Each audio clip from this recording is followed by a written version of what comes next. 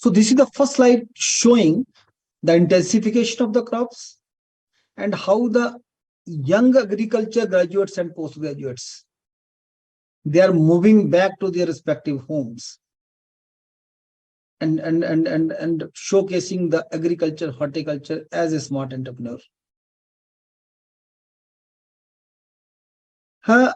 You see that we have the number of the national commitments to the United Nations. Our agriculture share is now increasing. Our position is now better for organic and natural food and millet basket for the world. We are also self-sufficient now in oil, seed and pulses. But nutrition and food security, we are food secure, but not nutritionally. So available of the nutritional food, then awareness and how policy frame, how a sustainable food system mechanism can be worked out. This is required to be done. How we should have the diversified food basket. Then optimization of supply chain processes from farm to fork and to end traceability and transparency. So when we talk now about the organic farming in the country, we sensitize the farmer, we train the farmer to go for the organic cultivation, and at the end, we oriented him that you will get the premium price. So as a matter of fact, the small farmer could not transform itself into the organic farming system.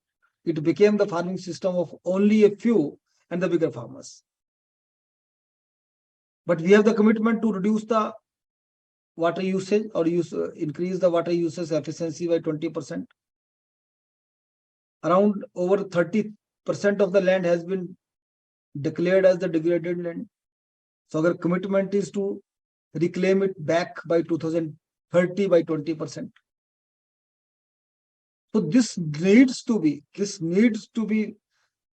put in the curriculum of the agriculture students, that these are our commitments. It's not only the production of the food as has been we have been doing during our degree programs. Food is something which starts from the farm and which ends up, its journey ends up with the plate of the consumer. So there is a small picture of the Himachal Pradesh. Himachal is degraded, has been declared as one in the fast degrading category. 90% of our users, conventional farmers, they found a decline in predator insects and honeybees, which are very important pollinators, specifically for cross-pollinated crops and apple. Our farmer products carry 1% higher pesticide residue than the national average. And in another study, which was conducted in the 2 districts, which are the intensive this apple growing districts, up to 80% reported eye irritation, skin allergy, vomiting, etc. after the application of the pesticides. And parallelly, you see, when I talked about the diversified food basket, so you see here, we have lost the rice field up to 27%, barley up to 55%, millets up to 90%. We are talking about the millets. We are talking about the diversified food basket. And pulses about 61%. And the replacement is by apple by around 900%, 854%. Off-season main-season vegetable by 365%. So it shows that we do not need the monoculture of the crops which provide only the cash money, but not the nutrition. Which the crops which are known as the cash crops, but the cash ultimately goes to the external market in terms of the agrochemicals and the other inputs which are required to grow these crops. This is also one of the very important factors, that the cash which the farmers are expected to get, it does not stick with him. It goes back to the input tillers. So there is a bigger question in the country all around. This is a new term. How this new term this arises? Organic term, it was a buzzword elsewhere. So what is the difference? So very briefly, I have differentiated these two words, organic farming and natural farming. Because as I have said that the most of the profit, it goes to the external market. When we grow crops, we buy the agro inputs right from the seed sowing till harvest and after harvest.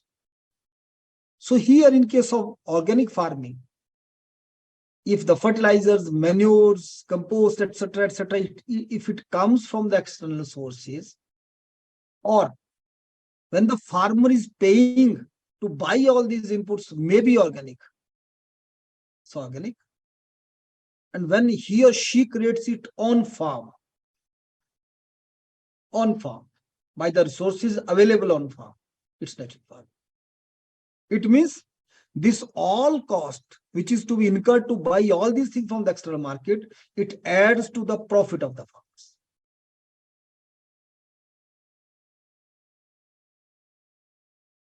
So earlier this was also known as ZBNF, zero budget natural farming. Later it was renamed as Subhash Palekar natural farming, and elsewhere in globally it is known as agroecology or regenerative agriculture. It was first propounded by Padma Shri Subhash Palekar and later on taken forward by the then governor of Himachal Pradesh, and now he's the governor of the Gujarat, Acharya Devdutt ji.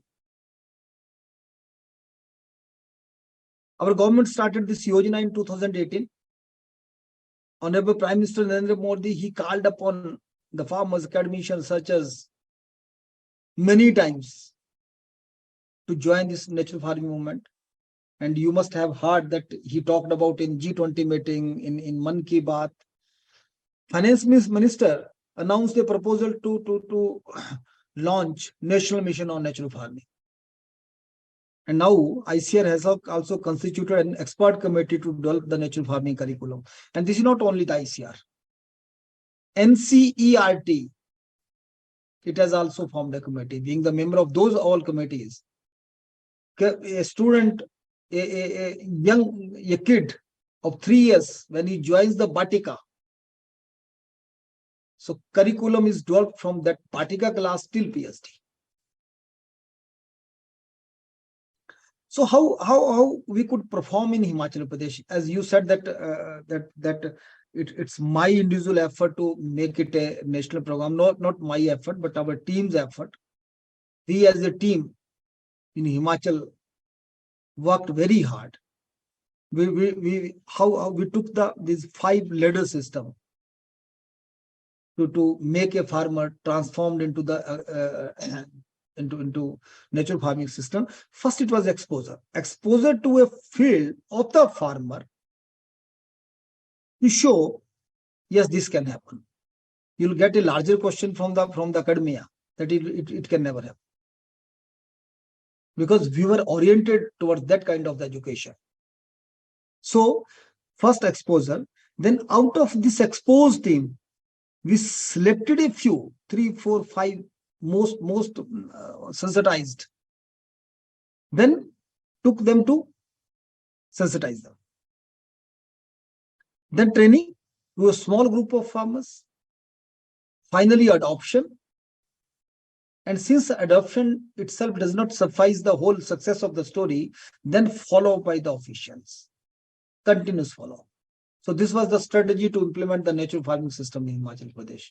And we took the farmer field as the laboratory. We started it from the farmer field, not from the academia. Yes, initially we had a number of questions. When we talk of the cow urine and cow dung, when we talked of the indigenous cow, we were rebounced by the academia that you are taking the society back to 19th century, 18th century. But this is not true. The principles of the natural farming, it aligns the principle of agroecology, which were given by the FAO of United Nations. So it aligns all principles of the agroecology. So what are the principles of agroecology? These are the responsible governance, recycling, efficiency, diversity, synergies, resilience, culture and food traditions, co-creation and sharing of knowledge, human and social values, and circular and solidarity economy. So how it happens? You see, through the 4 tenets of the natural farming: Jivamrit, mulching. Jivamrit is the culture of fertility creating microorganisms. Mulching is the soil cover with live mulch or crop residue. Wapsa is soil aeration. We create the situation in the soil where inflow and outflow of the air, it continuously flows. And Bijamrit, this is the seed treatment by the microculture. So now you see, when we apply Jivamrit, Bijamrit, it aligns with the resilience of the seed, resilience of the soil, and enhances the germination potential of the seed. So that means efficiency. By applying the Jivamrit, that is culture of fertility creating organism, so it is matching with the recycling. Because what is Jivamrit? Jivamrit is the mixture of cow urine, dung, some floor of some leguminous crop in grams, not kg, in grams. Then soil from undisturbed land, again in grams, maybe 10 grams, 15 grams, and some jaggery, gourd, shakar, jaggery, or juice of some fruit, maybe of rotten fruit. So then that is the recycling, what is available on the farm. And diversity, because when we add the dung of the local cow, it has the maximum number of the positive bacteria. So we bring these all bacteria through the cow dung, and we add the local undisturbed soil. That means that we again add the diversity of the microbes. So in that way, it enhances the diversity of the soil microbes. Then through mulching, recycling means use of the crop residue, we add it to the soil. Again, it creates synergy, because when we cover the soil with mulch or crop residue, it creates an environment in the soil which does not allow the temperature of the soil to go beyond 32 to 33 degrees centigrade, which is the most suitable for the activity, to enhance the activity of the earthworms and the microbes. And simultaneously it gives the resilience also to the soil, to the microbes, to the seed. And fourth one is the Wapsa. Wapsa creates the synergy, because it allows the inflow and outflow of the air inside the soil, so enhances the resilience of the microbes to grow, and also enhance the diversity. So as of now, by growing the crops through natural farming practices, a farmer is aligning these 5 principles. And through creating the sustainable food system, other are to be matched. So now here you see the outcome of the natural farming. There is a cost of reduction, a reduction in the cost of cultivation. In case of apple, wheat, then increase in the net returns. Then reduction is the pest attack, because we create the diversity on the farm, enhance the predators and parasitoid population.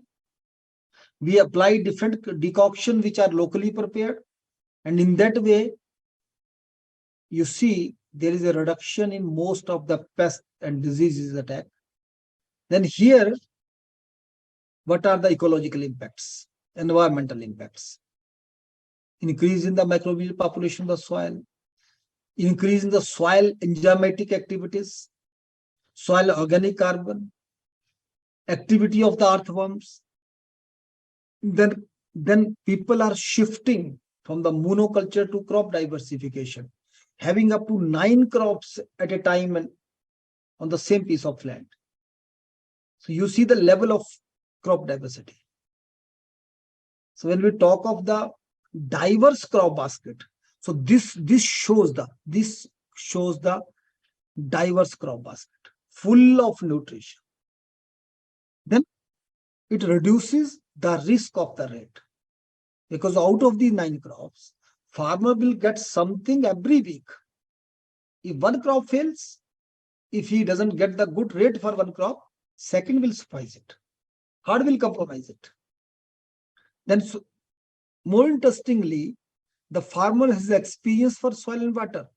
They found the better soil health, crop after crop.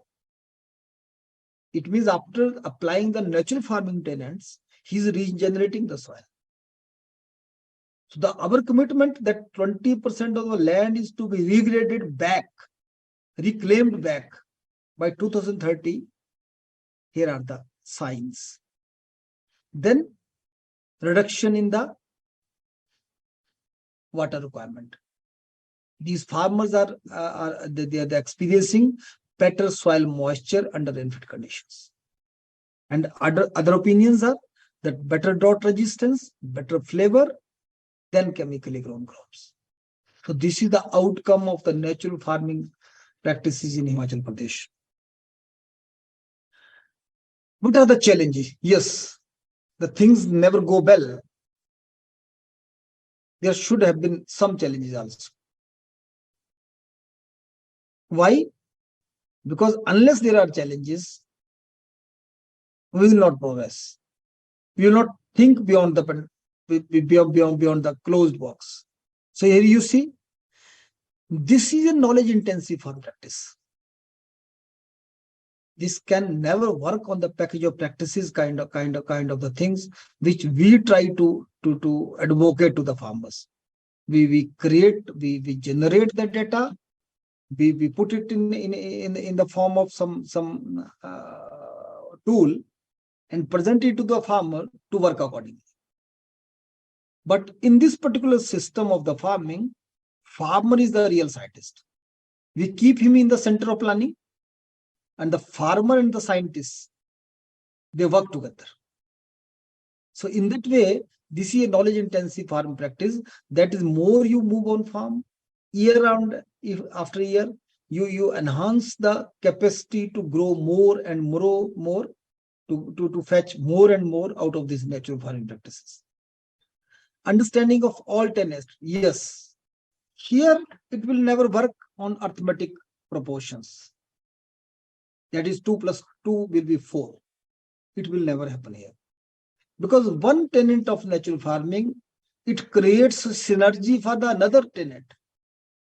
If it is a Jivamrit, unless the soil surface is covered by the moisture, by this mulch,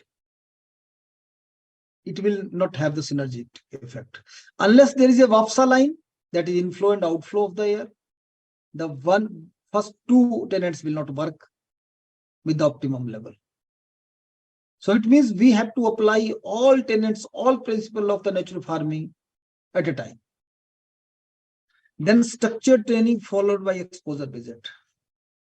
It cannot be like the official trainings that we bring some farmers, we teach them in the laboratory, in the classroom, and send them back. There should have been structured training. Less on lectures, more on fields. Then model as a resource center. All kind of the trainings are to be conducted on farm,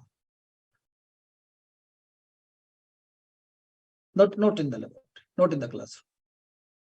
So these are some of the challenges where we have to push into this kind of the system. Then treatment versus ecosystem. Here we can suggest a farmer treatment. Yes, some basic information can be given to him. Yes, these are the tenants. You apply these inputs after 15 days, after 21 days. But depending upon the ecosystem, for example, this year, Himachal is passing through a very critical stage. Flash floods, continuous rains, no sun. Then apple farmers are really, they are confronting with this weather. But still, the natural farmer says that, yes, I have lost my crop, but still it is better than the conventional farmer. Because he is not waiting for that kind of the advice that apply Jivamrita after 15 days. Apply Agni Astra after 11 days. No. He applies it today. In the evening, if he finds there is rain, again, next day he goes for another application. So that is the understanding of the ecosystem. Spending more time with the farm. Then farmer commitment. The bigger farmer, what do is, they just write something. Yes, these are chemicals. This is the dose. They give it to their labor, ask him to spray and leave the home. Here everyone who is working on the farm is to work with the commitment. Here you see how young gentleman is doing. This is a potato crop. He's not applying the urea. He has planted a leguminous crop inside, maybe coriander. So this coriander is the leguminous crop. It fetches the atmospheric nitrogen. It adds in the soil and provides to these potato plants. Here you see Kala chana, black gram. Again, black gram is a source of nitrogen. So this potato, because this is the high input, this is the high nitrogen demanding crop. So from both sides, he is providing the source of nitrogen to this main crop. Here you see crop intensification, number of crops. This is the apple, this is the wheat. This wheat enhances the availability of the phosphorus, and this is the pea. So this is the cash crop. At the same time, this is the source of the nitrogen to the main plant. Here you see this is the wheat. This is the maize. The conventional farmer provides twice or thrice the urea to this maize crop. But here you see this is full of the rajmash, beans, source of nitrogen. Multiple crops. No part of the soil is exposed to the environment. Then outscale versus upscale approach. First, this is to be started on a small piece of land, allow the farmers to convince, and then go for upscaling. Because from the small piece of land, the farmer will continuously learn, understand, and slowly, gradually upscale the land based on the knowledge he is gaining from the small piece of land. Then generation of empirical data. Yes.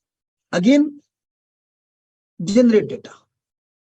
Because when he is growing this crop, 3-4 crops at a time, so he has to generate the data. If the main crop he is now growing on the 60% of the land, how crop equivalent yield is receiving? एक से कितना आया, second से कितना आया, third से कितना आया, तो empirical data लेना पड़ेगा.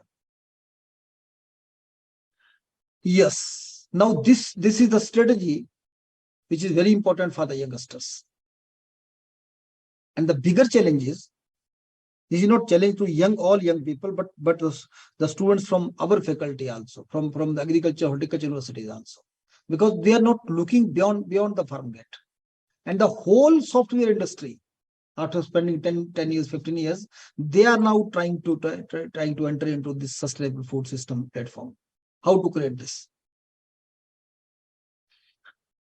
So you see in Himachal Pradesh now, we have the production base through this PK3. This is Prakriti Kheti Khushal Kisan Yojana. This is abbreviation for it. We have the production base. We have now the big data. We have now the National Mission on Natural Farming. We have the SDGs. These 7 SDGs we are aligning through natural farming, and what is to be done beyond that. Now through this SUSPNF is Sustainable Food System Platform for Natural Farming. This is the abbreviation for it. So through SUSPNF now, through this another platform, we'll create the supply value chain and again market linkage. And the principle would be transparency and traceability. So what is happening now? Why our farmers are frustrating? Why they are not convinced? Because the trader, he buys from the farmer, or small farmers, they supply their small produce every week, every 10 days, after 3 days to a bigger trader. Bigger trader goes to the market and he comes back with some amount and gives it back to the farmer. But farmer never knows what was paid to him in the last outlet and what was given to him. So first principle is he must understand that what was the market price and what was given back to him. And another important issue was traceability. In case of natural farming, we never talk about the premium price. He should get the true value. The farmer should get back the true value. So there are the another principles for the true value. So I think this is not the right time to explain the true value costing here. But again, when the consumer he buys something which is written as natural produce or organic produce, he gets never convinced that actually it is natural also or organics also. So through some software mechanism, the consumer should also get back the traceability. Yes, where from my produce is coming. So on these principles now we are working here. And many young people, they are joining with us. We have created the farmer producer companies based on the young people in Himachal Pradesh. So now we are working on these 2 principles to establish the sustainable food system. And it's not only restricted with the farming. Forest is another part. We have the number of the forest produce, which is actually natural. Then animal husbandry, milk, egg, meat of the gadis, meat of those people which grazes on the natural pastures. Then fisheries in so many rivers. This fishery, this grows naturally. So this all is to be brought out under the ambit of the natural farming systems. Initially, when we started natural farming, so because due to the discontinuity, non-confidence about the total volume, so unorganized market they started. But they got so much credibility in their respective areas. They sat outside some degree college or video office or some degree college or some school. Here ladies, they are selling it on the name of Apni Mandi. So this was the basic idea we got initially. Then based on this experience, we created such outlets. Small outlets, folding outlets, because farmer never gets a time to spend whole day for marketing. He comes in a week or twice in a week based on the product. Then we provided him the logo of the government. Then traceability also. So he puts his produce in the respective places where he get the known for the people and sell it smartly. Now certification. It was another issue for the farmers to certify. If you understand the certification procedure in the organic system, it was complicated. We used to hire some external agencies for the certification. They charge it from the government or from the farmers. So it was ridiculous. It was something unnatural. That when a farmer he intends to do something positive for the environment, for the society, for the nature, he was charged. And another conventional farmers who uses number of the unauthorized, unapproved pesticides, they can do anything. So then we contested the idea of the certification before different agencies, particularly IFOM, which was the custodian of this certification system. We created software-based certification system, 1 star, 2 star, 3 star. And in organic farming system, we always talked about the 3 years, that the farmer has to lose for 3 years. Then on 4th year, he'll get the genuine production and he will get the premium price, which never happens. Even we and you may be the people who gets the salary every month. So can we wait if nobody gives us salary in the next month? And we are expecting that a farmer will stay with less production for 3 years. How it will happen? So here in this new system, a farmer who is entering into the natural farming, even in the first year, he will be considered as the natural farmer with the certificate. Then similarly, a farmer who is practicing natural farming and producing without chemicals, maybe buying some input from outside, he start to. A farmer who is fully convinced, fully converted his land, he's 3-star farmer. So this is a certification process. A farmer now, he just adds the data, enters the data on the app, and he gets the certification. So this is the auditing process. This is aligning with the government compliances. So it is not as such that he enters the data and immediately he will not be audited by somebody else. So there is a procedure to randomly check him out, whether he's actually, whatsoever he's adding, he's actually doing that or not. Again, this is the evaluation methodology. Same. So finally, what happens now? We have the small farmers, and it's not only in Himachal Pradesh or in the Himalayan countries, but in the whole of our country, more than 80% are the smallholders. So this is the gap where the young people, they have to enter in. They have to look at opportunity. And he's unable to sell his produce because he has small produce and the produce comes irregularly. So what happens? He or she, he sends that produce to the nearby mandi and he cannot take back that produce because that is the perishable. And whatsoever rate is proposed to him, he is forced to do it. He is forced to get it. So now we are creating the farmer interested groups and self-help groups of farmers and creating the small groups. Then these are being transformed under one umbrella, that is farmer producer company. So as of now, the university, state government and NABARD, we have created the 4 farmer producer companies based only on the natural farming based farmers. Then what it does, it aggregate small produce from different groups. Then this farmer producer company, through the integration of the different institutions, it is adding value to it. It is selling it directly. It is creating infrastructure based on the demand of the self-help groups. Then this is the responsibility of the FPC based on this aggregated produce of different number of the farmers, that it grades, storage, pack and label to make it a presentable. Apple wala then there are the number of the outlets.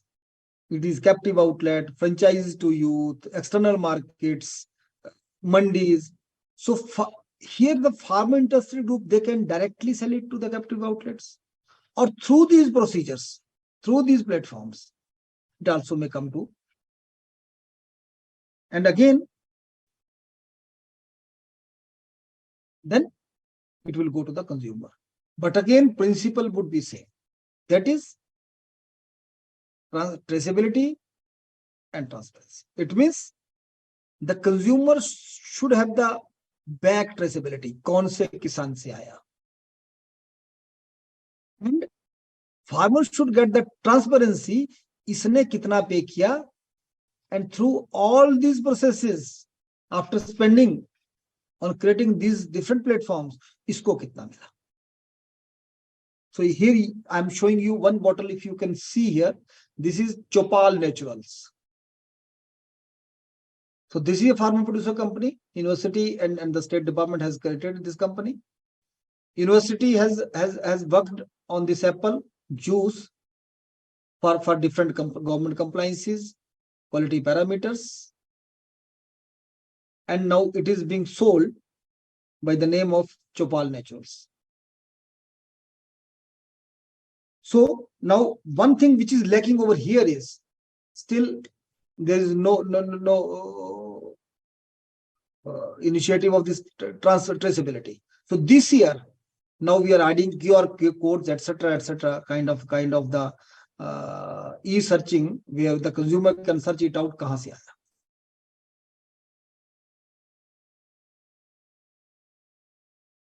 Here you see, this is inauguration of this farmer producer company, how this is selling the first produce, how this is adding value through the institutional interventions.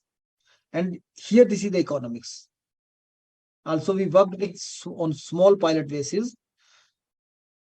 Net profit under chemical farming system, which they were getting earlier, was 25.71 rupees per kg. But after this value addition through unmarketable produce, now they are getting 74.48 per kg. That is around 3 times enhancement in income. Here you see, along the Sitara system certification system, this is the farmer. इसकी कितनी total land है, इसके पिताजी का नाम क्या है, कौन कौन सी फसलें कितने एरिया पे है, and this is the QR. Here anybody can scan and find it out कौन से किसान से मेरा प्रोड्यूस आया. Again here 3 and 2 star rated farmers.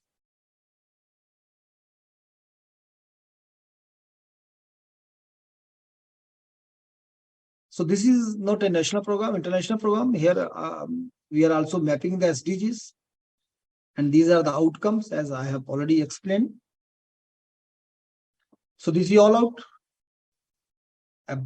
about what we are doing over here, and this is a platform where the young people now can come. It needs the knowledge of the agriculture. It needs the knowledge of horticulture. It requires the skill in the technology also.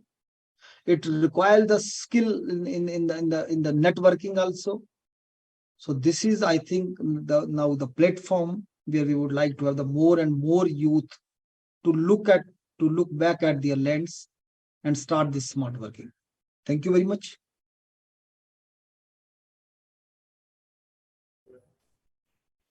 Thank you so much, sir. Yes. Definitely, it was. I think I'll again request everybody to read this last quote by Sant Kabir, that it will take time, but we youth are always in hurry, but the great people say that hurry also needs some time. So hopefully we'll succeed. Thank you very much.